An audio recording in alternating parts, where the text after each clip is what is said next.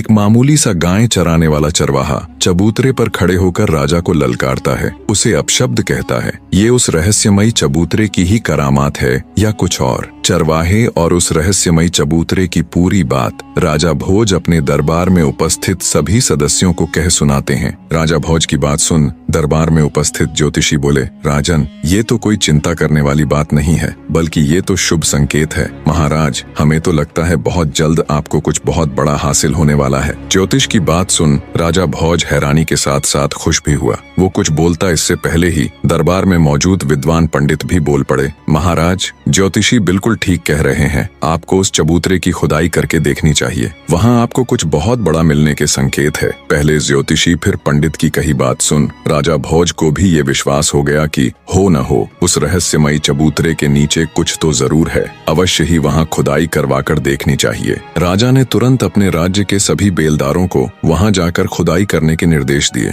और खुद भी अपने मुख्य सलाहकारों के साथ बड़ी दिलचस्पी लेकर उस चबूतरे के पास पहुँच गया। खुदाई करते करते जब मजदूरों ने मचान वाली जगह को अंदर तक गहरा खोद दिया, तब एक सोने का पाया नजर आया। सोने के पाए को देख राजा भोज की आंखें चमक उठीं। उसने मजदूरों को सख्त हिदायत दी कि अब आगे की खुदाई बड़े ध्यान से की जाए। शीघ्र ही धरती के अंदर मौजूद उस सिंहासन के चारों पाए नजर आने लगे। राजा सहित वहां मौजूद सभी हैरान थे। खुदाई पूरी हुई तो जमीन के अंदर दबा हुआ एक विशालकाय सिंहासन बाहर निकला। राजा के हुक्म पर मजदूरों ने बड़े ध्यान से सिंहासन को बाहर निकाला। बाहर आने पर जब राजा भोज ने उसे देखा तो वो मंत्र मुग्ध सा हो गया। ऐसा कुछ उसने आज से पहले कभी नहीं देखा था। वो विशालकाय सिंहासन जो धूल मिट्टी में सने होने के बावजूद भी अपनी अलग ही छठा बिखेर रहा था। अचंभित से राजा भोज ने मजदूरों को कहकर उस दिव्य सिंहासन को अपने राजमहल में रखवा दिया। राजमहल में स्थापित करने के पश्चात जब अच्छे से सिंहासन की धूल मिट्टी पोंछकर उसे धोया गया तो वो बिल्कुल चमक उठा। उस चमकते हुए सिंहासन को जब राजा भोज ने देखा